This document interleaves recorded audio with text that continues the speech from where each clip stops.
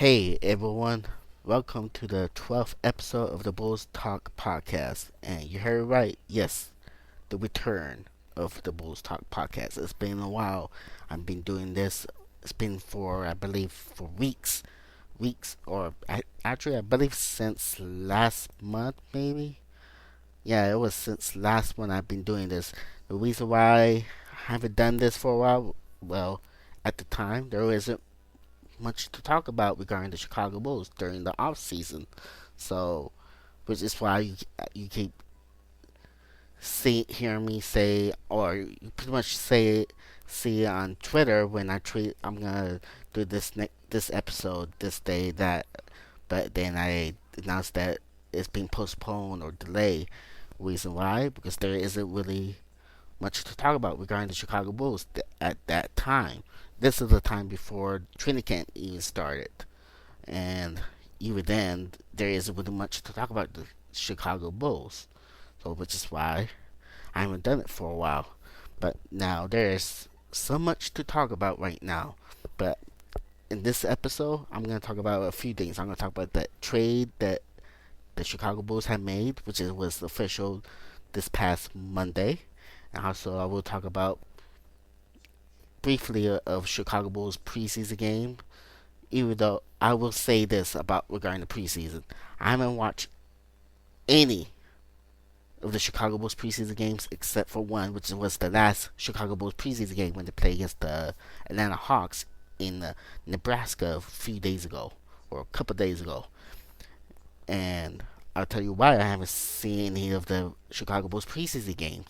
For some strange reason, that DirecTV decided not to show any of the preseason games unless it's on national TV like TNT, ESPN, those networks. But for some reason this year, they decided not to show any of the preseason game, not just the Chicago Bulls preseason game, but other preseason games that's scheduled on the League Pass for some strange reason. So, which is why I couldn't watch any of the Chicago Bulls preseason games.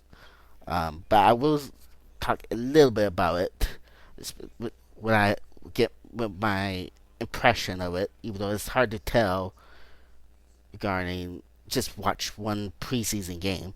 But keep in mind it's only preseason, so there's that. And also, I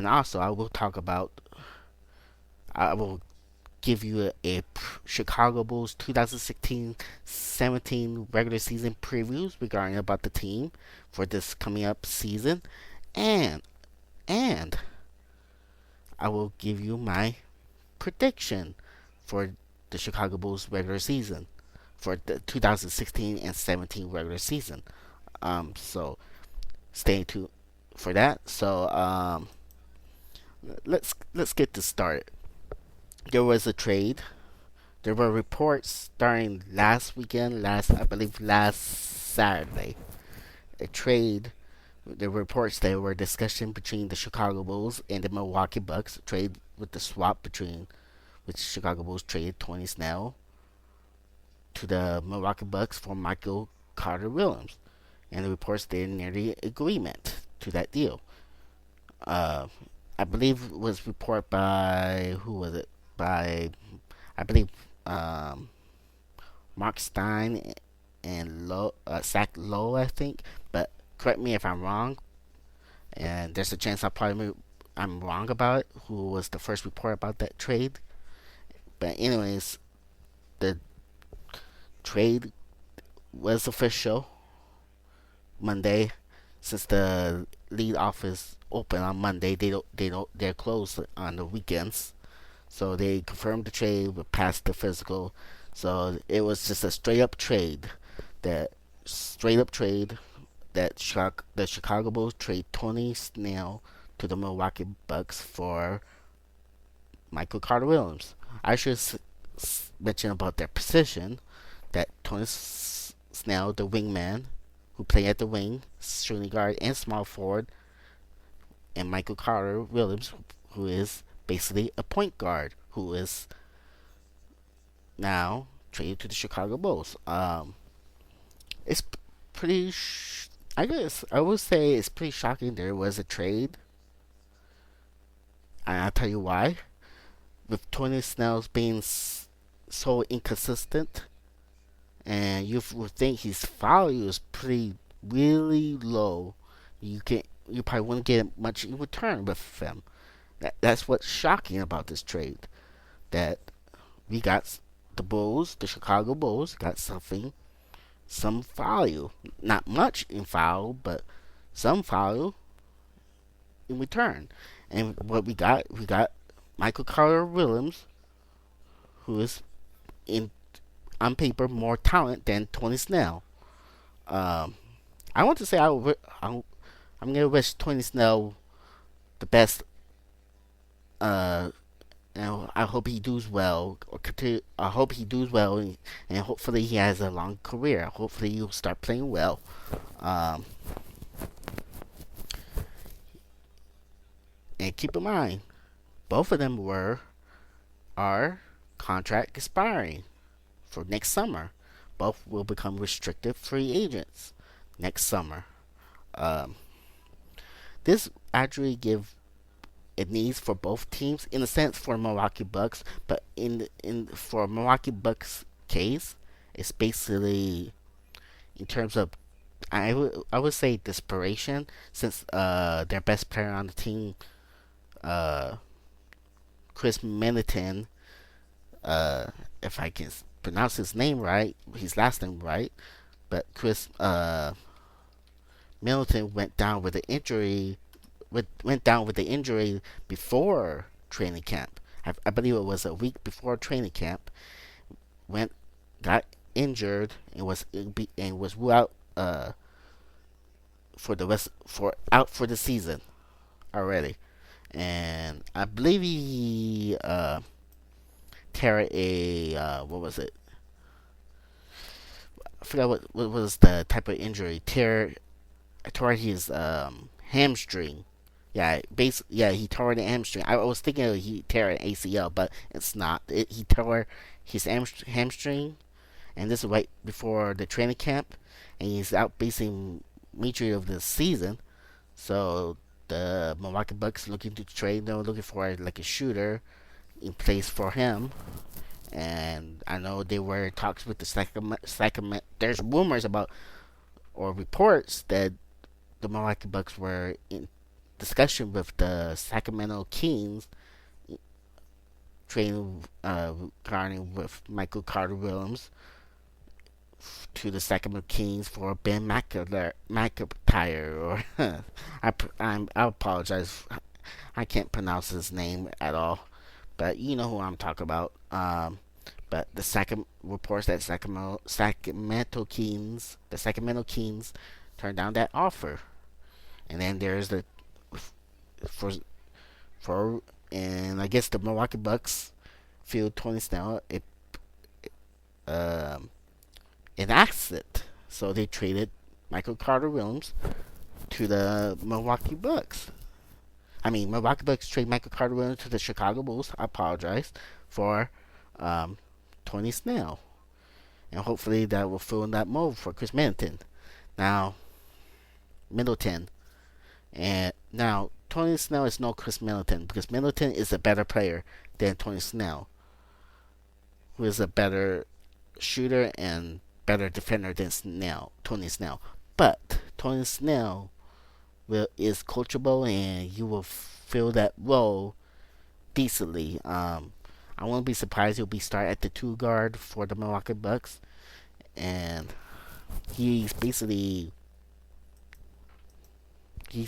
like Tony Snell is basically 35% behind shooting behind the arc, 35% career, which he's a better 3-point shooter than Michael Carter Williams, which I will get to that to talk about it in the few seconds.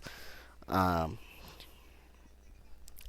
if you ask my opinion regarding what I think about this trade, on paper, the Chicago Bulls won this trade because in terms of getting, because Michael Carter Williams is more talent than Tony Snell, and to top it off, Michael Carter Williams, who is a former who won the Rookie of the Year back in year 2013-14 regular season when he was used to play for the Philadelphia 76ers. Um, but anyways, Tony Snell will fill that role for Chris Middleton. Will be probably most likely will start at the two guard with the Milwaukee Bucks. He's decent defense. He's a decent defender, not great, but not the worst. And keep in mind he's not known as a good outside shooter when he was in college, playing for the UNM, and he's not known as a good outside shooter in the pros.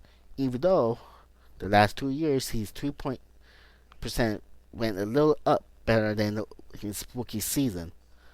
Last season, last season he shoot 36% behind the arc last season for the Chicago Bulls, and he's basically a 35% shooting behind the arc.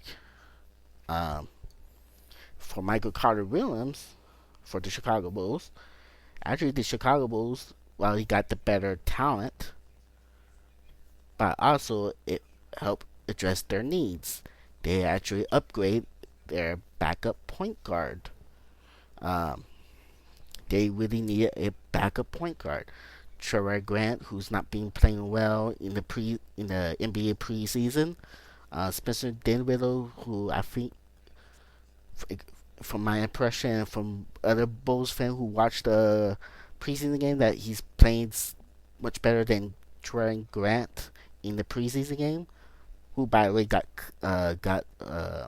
released from the Chicago Bulls, which I will talk a little bit about that later on, in pretty much in a while, and then and of course you got Rajon Rondo, who's to be the starting point guard for this season for the Chicago Bulls. This is just a huge upgrade. I want to say huge. It's just a upgrade for the backup point guard. Now, there's a lot of people who are like, there's minority people from the Chicago Bulls fans base don't like the trade because Michael Carter Williams can't shoot, and they're right. He can't shoot. He's not known as a good outside shooter. He's basically, in a sense, a slasher, even though he's not too good at it, but not too bad at it. But he's a poor 3 point shooter. He's a poor outside shooter. I mean, he's career in the pros is basically 25%. He shoot behind the arc 25%, which is very very poor. Um, the teams gotta take advantage to just dare him to shoot outside. So I wouldn't be surprised that's gonna happen. The same goes with they're gonna do with Dwayne Wade, Jimmy Butler, and Rajon Rondo, which all three are project to be in the starting lineup, which very likely they're gonna start for the Chicago Bulls, which neither are as a good 3 point shooters, good outside shooter, and Michael Carter Williams, no difference. Um, but I feel that I understand the concept that the importance that any teams need a good outside shooter, especially in today's NBA. But people are over analyzing, and what's the word I'm looking for? What's the good description? It's too much.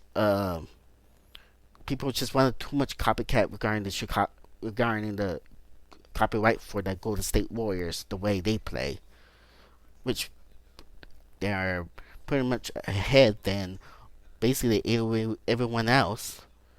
While Cleveland Cavaliers is right there, but um, there's a saying: you live by three, you die by three. You can't just rely regarding just shooting or as an outside shooter, but I understand the importance of it. Especially they will help players. They need a partner of spacing, especially help out with guys like Jimmy Butler, Dwayne Wade, even Rajon Rondo. to help the spacing so they can get some room to get into the paint, attack the basket. That's understandable. But there, Fred Hoiberg need to come up with a solution to make this work in terms of on his system on the offensive side to get you know which I will talk a little bit more about in regarding the preview for that 2016-17 regular season for the Chicago Bulls. Let's talk about Michael Carter Williams. Besides, he can't shoot, but he can do other things well in that aspect of his game. Um, I see him play before. I see him play when his rookie season when he was with the 76ers, Philadelphia 76ers. He's a solid rebounder for a point guard who is, by the way, he is 6'6". That's his height, 6'6", and he has long arms. I'm not sure what his measurement on his wingspan, which I'm not gonna bother to look at it. But I know he has a long arms. You know how to use his length to get some steals, which he's pretty good at it in the passing lane, disrupting the becoming a pretty solid disruptor defender. He's a solid man-to-man defender. Not great, but not bad for as a defender, as on the defensive side. He will get. He's not a bad passer or anything, but he's not great at it. He's no Chris Paul. He's no Rajon Rondo. But he did average 6 assists per game career wise in the NBA. 6 assists per game. He will find an open man. So like I say, solid rebounder who's, by the way, averaged nearly almost 6 rebounds per game, nearly almost 2 steals per game, and average 14, almost 15 points per game, which is pretty good, almost nearly triple double. I think I do like this pickup. I like this trade for the Chicago Bulls. It's not great, but it's not bad. But it does address the need, desperately need what the Bulls need, which is one of the needs is the backup point guard. They're still missing with shooting, even though they do got guys who are shooters, but they're not proven. A lot of people say the Bulls don't have outside shooters. They actually do have outside shooters. They got Doug McDermott, they got Denzel Valentine, they got Nikola. Say what you say about Nikola Mirotic, but is a shooter. But I will go on. And they got Isaac Cannon. But here's the thing. That why there's some people or a lot of people, including other Bulls fans, say the Bulls don't have outside shooters. The thing is, the guys I mentioned, beside Isaac Cannon, that none of them are proven outside shooters. They haven't proven anything to be relied as a threat outside shot. Let's look at Nikola Mirotic, who is supposedly be our stretch forward. He's very inconsistent. Very, very inconsistent. We need him to shoot. Even though he did shoot behind the arc 39% behind the arc, right close to the end of the season. But he is very inconsistent. He's very streaky. And you got Doug McDermott, who I think he had a solid season last year, and hopefully he will show the improvement, and hopefully he will. I believe he did shoot 41%, I believe, last season behind the arc, and this is without me looking at it. This from last season's statistic. But hopefully both Doug McDermott and Nikola Mirotic will play well, because the Chicago Bulls, gonna need them to play well, to succeed this season.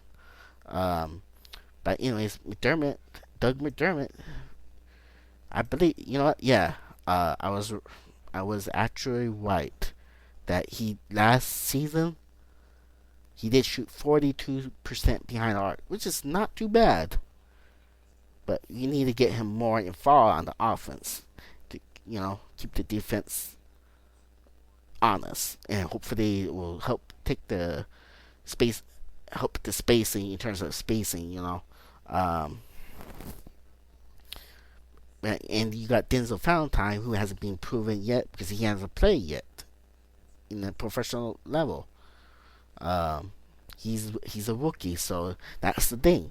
That's why other people. That's why the other people, and I understand where they're coming from. Why they say we don't have shooter, but I think not to be. I'm a little nitpicking. I think it's what's best to describe that the Chicago Bulls don't have proven proven good outside shooter who is a threat, except the one guy they have who is proven in a sense is Isaac Cannon, who is more of a proven outside shooter, who is more a threat out behind the arc.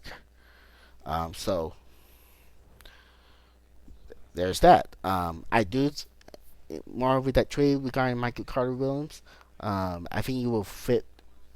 He will complement pretty well with those guys off the bench guys with when you play with off the bench with Denzel Valentine, Isaac Cannon, Doug McDermott, and Nikola Mirotic. Now, I will talk about more regarding the rotation. Who's going to be on rotation? So a little bit more on that later when I talk about more on the previews. When I'm going to give you my analyze a preview for the upcoming season regarding the Chicago Bulls.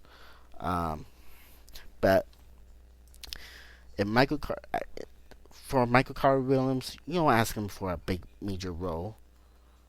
It's not like he's gonna be a starting point guard because Rajon Rondo will be a starting point guard. Of course, unless there's no injuries occur. Hopefully, that's not the case. Hopefully, the team can stay healthy. But I think for Michael Carter Williams, for a backup point guard role, I think you'll be fine. As long as you will run the offense, get his teammate involved, find an open guy, rebounding, play solid defense, he'll be fine. And I believe he'll be fine with that role he'd be given to for that backup role as a backup point guard. As I said this earlier, that both Michael Carter Williams and Tony Snell will be a restricted free agent next summer. Just for a reminder. And I think, like I say, in my opinion, I think in terms of, on paper, in terms of talent, the Chicago Bulls won that trade.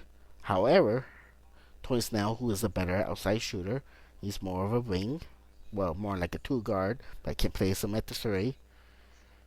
That the issue is that Chicago Bulls still lack with shooting, proven shooting, and they need another wing defender because besides Jimmy Butler, there's no other wing defender. Well, you got Dwayne Wade, but he's not as a good defender like he used to be. He will still get steals and blocks here and there, But we see, but in terms of pressure defense, man-to-man defense, besides Jimmy Butler, they don't have no other wing defenders. And not like Tony Snell is a great defender, but he's not the worst. So that's the negative side of it, that trade regarding the Chicago Bulls. Besides not just lack of shooting, even though they do have lack of proven shooter, but the most important is this lack of wing defender, a good defensive player on the wing position. So give or take,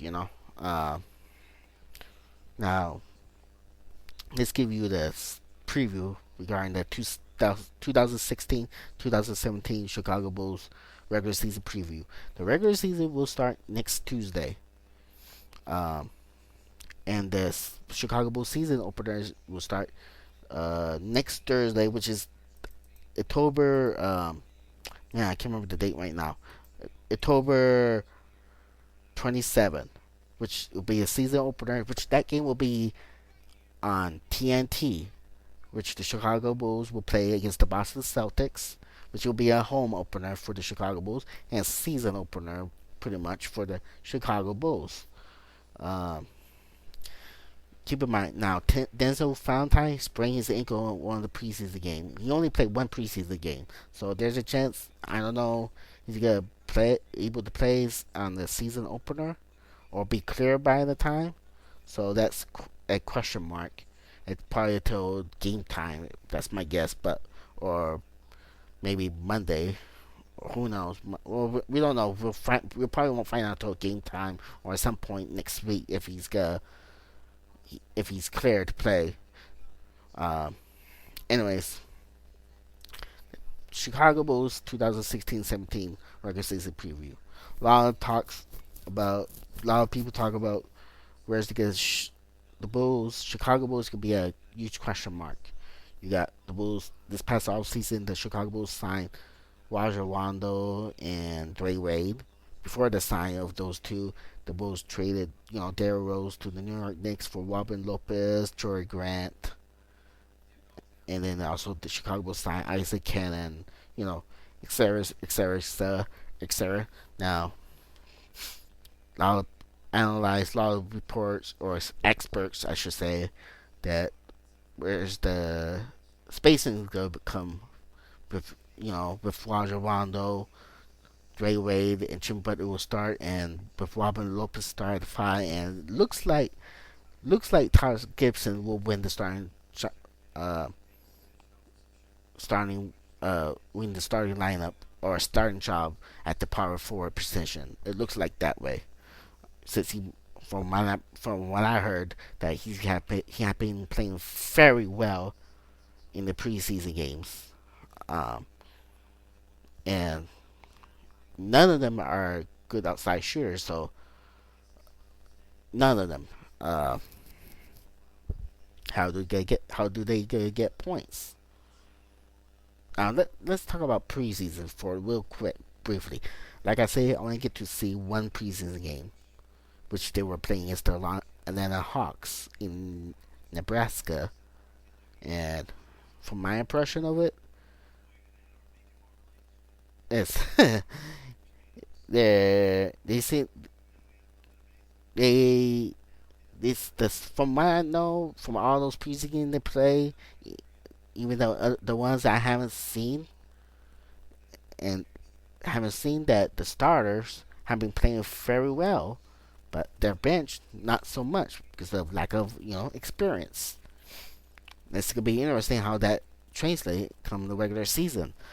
Um, I wouldn't be surprised they'll be struggling for a while, but we see what happens. Remember, there's a lot of new faces, so it's gonna take some time to get used to each other, build that chemistry, etc., etc. Uh,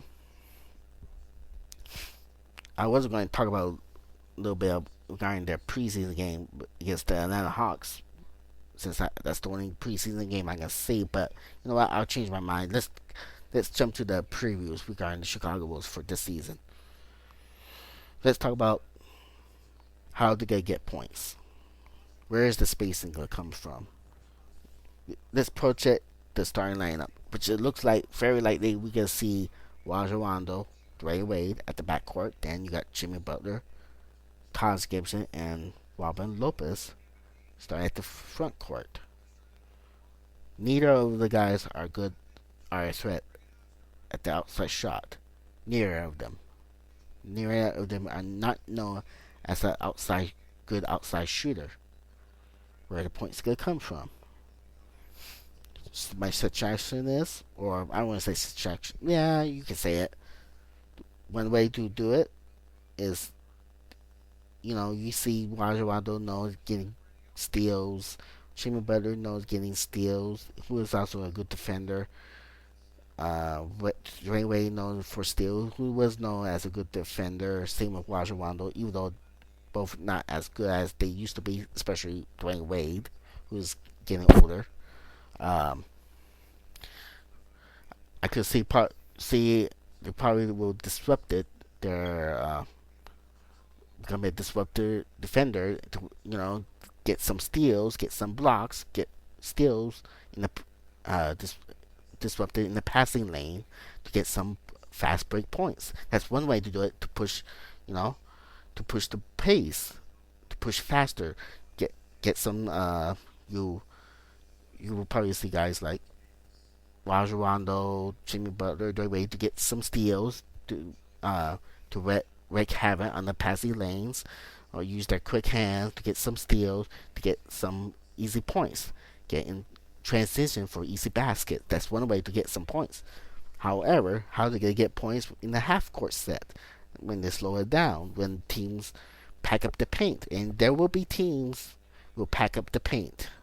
Maybe not all teams will use that strategy or use that strategy at all games, but there will be teams who will pack the paint, and that's will be trouble for the Chicago Bulls current starters. This is where Fred Hoiberg need to figure out how to make this work regarding playing his starters, or get someone from the bench, like guys like Doug McDermott, Denzel Valentine, Isaac Cannon, Nikola Milovic, get on the floor with some of the starters.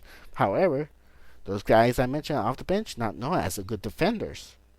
That that will, you may have to sacrifice and try to hope, some give some, balance. Um, I would probably want some post play with Dwayne Wade, some post play option with Jimmy Butler, post play with Taj Gibson. That's one way to do it, to get, you gotta need, so yeah, the best you can do is hope for the best. But ball movement, off ball movement, um, in the half court set, that's the best you can do. Find a good shot. If you're open outside shot, you need to take it. Hopefully it goes in. Um, don't pass up the open shot, because if you pass up the open shots, you're giving the defense more time to react. Sometimes I've seen guys like Jimmy Butler pass up open shots, even though he's not known as a good outside shooter. But if you're open, even if you're not a good outside shooter and you're open, you have to take it. When I used to play basketball, and people always tell me, my teammates always tell me, or friends tell me, take the shot, take the shot, take it, shoot it, take it, or shoot it, when I'm open. But I always been too unselfish, pass the ball up when I was wide open. It will mess up the rhythm on the offense, and there's a chance that will, especially in the NBA league that has a 24 seconds shot clock, that will, when that clock's ticking, that will disrupt the flow on the offense. So for guys like, for guys who not known as a good outside shooter, or even guys are a good outside shooter and they're open, they have to take it. That's what guys like Jimmy Butler, Dwayne Wade, even Rajon Rondo, they need to take it. Don't be too unselfish. I know you have to be unselfish, move the ball around, but if you're open, get an open look, you need to take it. Yeah, Fred Hoiberg need to balance somehow. Maybe play with, Doug McDermott, Nikola Milovic next to with the starters. For some reason mix it, balance things out with, offense and defense. So not too much offense and not too much defense when needed to. Um, you don't want to put, the one thing you need to avoid is don't play both Doug McDermott and Nikola Milovic together. That's a no-no, because neither are good defenders. It's better to keep one of them on the floor with the stars and the other, another off the bench. Don't play them together. You can play them both. You can play them on the floor the same game, but don't play them together. It's not a good idea. The only time you want to play those two together, beside bearing no injuries, is there's like a closed, tight game, and you got the ball for the last shot. Then you need to spread out spread out the floor. Then you might play those two for a little short period of time. Um, yeah, how you gonna get the? It'll be interesting. I'm not too concerned regarding the offense than some people are, than some Bulls fans are. Yeah, there will be spacing issue with Rajon Rondo, Jimmy Butler, Dre Wade, Taj, Taj Gibson, and Robin Lopez play together. Um, there will be spacing issue. That will be that one issue when they play in a half court set. My biggest issue is the defensive side. Now, if Dre Wade was younger, that's a different story. But he isn't. My concern is their defense. Now, from what I know, and I saw the game when they played against the Atlanta Hawks in the preseason, the first 3 quarters, I thought that their defense was tremendous. Great defense. I like the way they play defense. Now, from what I heard, all preseason long, they played good defense. The stars played good defense when they were playing in the preseason. Keep in mind, some of the stars didn't play all the preseason games for just sitting down for a rest. But from my understanding, from what I read from other posters from other message boards, that they were playing pretty good defense. And the game against the Atlanta Hawks the other day, they played pretty good defense the first 3 quarters. Now the fourth quarter, things went down south on both sides. But so if they keep up playing the defense at a high level, I will be I'll be feel better regarding on the defensive side. My most concern I have is the health, which is like every year. So hopefully they can stay healthy. Um, Man, my allergy is killing me right now. Um, Anyways, let me ask you guys. You know what? Actually, I'll ask you in a while. Basically, you had to disrupt to get one thing to get points for the Chicago Bulls on offense, starting with the defense. While of course you get stops. Well, you get stopped, you rebound, you find a way to push the ball to get easy basket. So you find a quick shot and you take it if you're open. But it has to be a good shot, of course. Um, just become a disruptive defender. Don't gamble too much, or you gotta get paid, or that's not gonna work well when you gamble way too much. Um, Anyways, but wouldn't be surprised. The team will probably, excuse me, get easy baskets. Yeah, get easy basket. Sorry, I apologize. I have this little technical difficulties for some reason. Anyways, to get that points, to start with the defense, get some stops, rebound the basketball, and here's the thing I haven't mentioned yet. Those guys like Michael Carter Williams, Rajon Rondo, Jimmy Butler, Dwayne Wade, and even Denzel Valentine, are pretty solid rebounders, and those are the guards, are solid rebounders. So that's a plus thing. Um, Solid rebounders. So that's one that's a good thing. Um, yeah, because our front court are not known as good rebounders. Tom Gibson is a solid rebounder on the offensive glass, but not tremendous, but not bad. But defensive glass, not that great. He's below average. Robert Lopez not no, Robert Lopez. He will hustle. He will be a fan favorite for the Chicago Bulls. He from the impression in the preseason, he's already a fan favorite already. But he will be a fan favorite for the Chicago Bulls. He will hustle. He will do the dirty work. He will bring energy. He will do the little things that needs to be done. He will play good defense. He's not known as a good defender. Okay, I mean, excuse me. He is a good defender. I apologize. I was going. What I was trying to say is he's not known as a good rebounder. I believe he averaged 7 to 8 rebounds per game, and it's about me doing my research. We got Robin Lopez statistic in terms of rebounding, but he's not known as a good rebounder, but he's not the worst either. But the one thing, even though it won't show the box score, that one thing that Robin Lopez will do on both sides, on both ends, that he will box his man out. He will box him.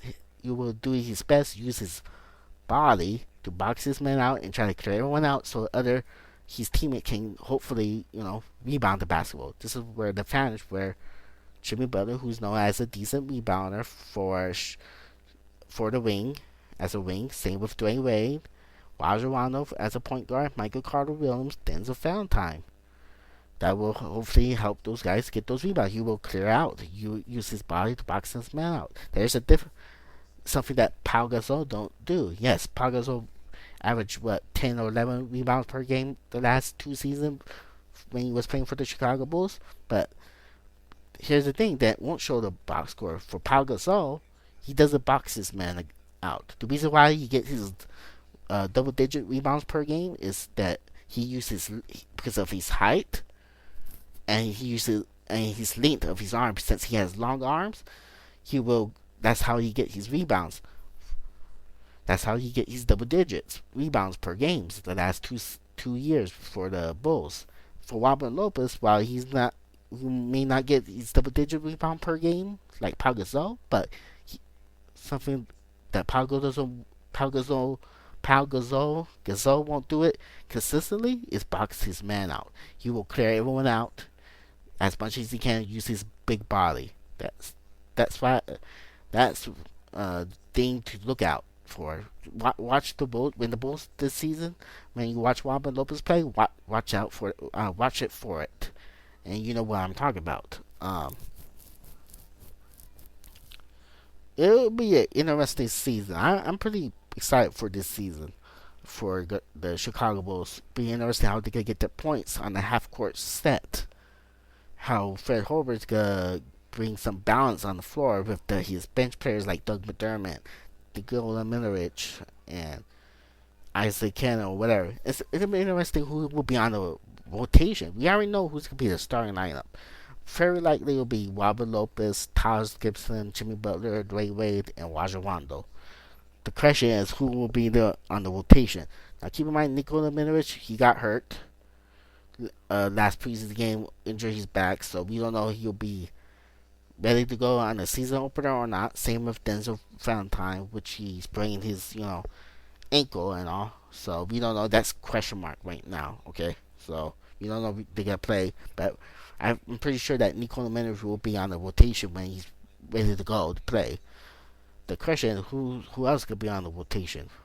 Well, we know Doug McDermott will be on the rotation. He will be backing up most likely with Jimmy Butler, and Jimmy Butler may play some at the 2 guard for a bit. Depends on the situation when the rest Dwayne Wade. I could see, assuming that Nikola plays, I'm assuming the rotation will be something like with the starting lineup, as I mentioned, with maybe 9. I wonder if Fred Holbert's gonna play a 9-man rotation or a 10-man rotation. Last year, Fred Holbert played a 10-man rotation majority of the season, even though the Bulls were dealing with injuries last season. And my allergies killing me. So that's something to keep an eye on. I could see, but the rotation I could see for this season with the starting line with Robin Lopez, Taj Gibson, Jimmy Butler, Dwayne Wade, Rajon Rondo. Then you got possibly play Doug McDermott, Nikola Milovic. That's 7 right now. And then who's the other going to be on the rotation? Michael Carter Williams. He might probably be very likely to be a backup point guard, even though he doesn't know much about the plays yet. Remember, he just got traded this past Monday, or basically last Monday. But I think he'll be on the rotation on the opener. But we see that's 8. Now, who's gonna be the other on the rotation? Will Bobby Portis be on the rotation? Will Felicio will be on the rotation? If Felicio, who's the backup center, on the rotation, very likely that Bobby Portis won't be on the rotation. Very unlikely. And from I know that Bobby Portis didn't play well in the major of the preseason, while Felicio played pretty well for his little for limit time. They give it to him for this past for the for this preseason. Except for I believe he played pretty bad against the Atlanta Hawks though, but so does everyone else who was awful uh, against the Atlanta Hawks, even though they did keep the game close until the fourth quarter. That's not much, But anyways, if Felicio is on the rotation, then it's very unlikely that Bobby Portis won't be on the rotation with Nikola on the rotation. Now, if Nicola's out, then yeah, you may see Bobby Portis on the rotation with Felicio possibility. But if Nikola come back, I could see Felicio and Nicola on the rotation, while Portis would be on the bench. Bobby Portis would be seeing a lot of DNPs unless there's a blowout game occurs. You got Michael Carter Williams, Doug McDermott, Felicio, and then possibly that's 8. Okay, assuming that Nicola, Felicio, and Michael Carter Williams, that's 8. Now you got one more, and then you got guys like Isaac Cannon possibly play at the 2, or Denzel Valentine. We don't know if Denzel Valentine will be on the rotation, but that's a possibility. He may be part on the rotation too. So it'll be one of those two, unless they go 10 deep. So that's a possibility. Uh, so we see what happens. And here's another thing,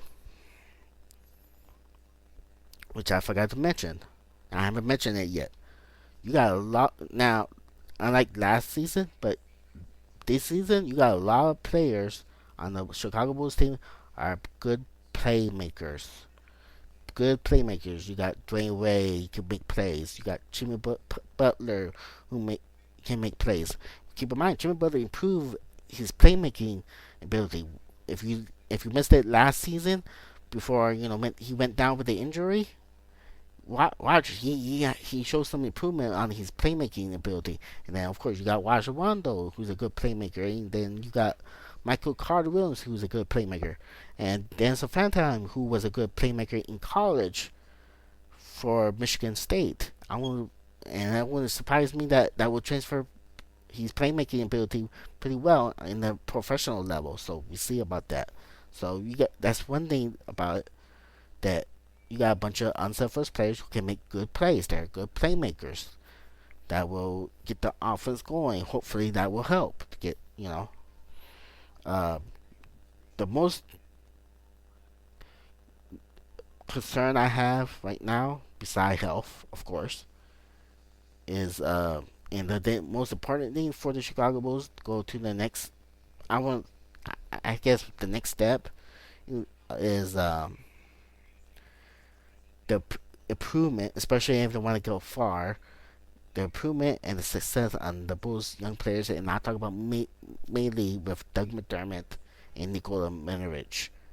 They need those two guys to play well to for the future, and especially this season, hopefully get to the playoffs at the very least. Even though I do think the Chicago Bulls will make the playoffs regardless, but you gotta need those two players, those Doug McDermott and Nikola Mirotic, to play well for them to succeed, for the Bulls to succeed, especially this season. But I do predict the Bulls to make the playoffs this year, assuming they can stay healthy, of course. Now, as we're at in the standings in the Eastern Conference, I don't see them in the number 1 seed. I don't see them in the number 2 seed. I don't see them in the number 3 seed. I don't. Number 4, that's debatable. Like, a lot of people think they can be in the top 3 in the Eastern Conference, which is possible. You never know. You never know. But my expectations are low for this season. But I see them. I predict. Excuse me. I predict that the Chicago Bulls make playoffs at the 6th seed in the Eastern Conference. The 6th seed. That's where I see them at. What? Let me ask now. Let me ask you, who is listening, and you can treat me, and you can post your comment on my Bulls Talk YouTube channel. Um, and that what's your prediction regarding the Chicago Bulls? Do you predict them to make the playoffs? And if so, what seed they're at? If even if they don't make the playoffs, what's your prediction? Uh, where you be at? 9 seed, 10 seed, 11 seed, whatever. What's your prediction on the Chicago Bulls record for this season? For me, I predict I could see them win 50 games. Seriously, I could see them win 50 games at most. But I'm gonna say between 35 wins to 50 wins, between around that range. I could see them maybe. I'm not counting on them win 50 games to be honest with you, but I could see them win 50 games. But I would say, for the safe side for me, I, I could see them win maybe 45, 47 games, which is enough to make the playoffs. But of course, these could be a disaster for the Chicago Bulls potentially. Of course, you got the Chicago Bulls potentially make the playoffs, but of course, it could be potentially a disaster for them. So we see. What's your prediction of what's the record? How many games they will win this this season? What's your prediction? Will the Chicago Bulls beat the Boston Celtics in that season opener? There you go. For me, I'm gonna say this. There is a chance that I might miss that regular season opener for the Chicago Bulls versus Boston Celtics. A strong chance. Well, I don't want to say strong chance. I'll just say there is a chance, and I'll tell you why. I finally gonna get my roof fixed starting this Monday. I was supposed to have it 2 weeks ago. Okay, I was supposed to have it 2 weeks ago, but things changed. The company that's supposed to do our roof call, and they had to change it, so they're gonna do it this Monday for sure. Um, and usually it takes well, they say it takes 3 days, but the thing is that they take off the internet, and they gotta take off the because I had the like a satellite, like a I guess you it's called like a radio for the internet. That's how I get my internet service, which is on the roof. It looks funny if you ever see it on my house, but that's how I got my internet, Wi-Fi stuff, and whatever. Use my internet stuff, but they had to take that off, which I'm not gonna have internet temporary, and I'm not, and they're gonna take off the dish for DirecTV, which I have DirecTV, which I'm not gonna have satellite.